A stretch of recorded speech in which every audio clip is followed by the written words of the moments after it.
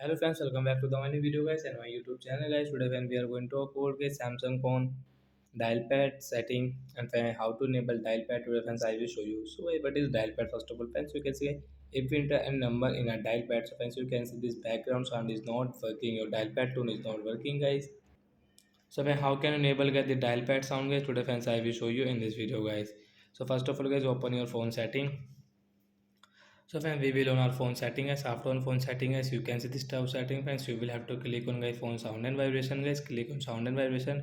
Again scroll it friends, you can see guys your system sound and vibration control setting guys, tap here friends, you can see guys this dialing keypad guys we will enable from the right side icon. After enable guys come back friends, you can see guys okay, we will on guys again this dial pad and friends you can see if we enter a number, so friends you can see this dial pad tone is enable working.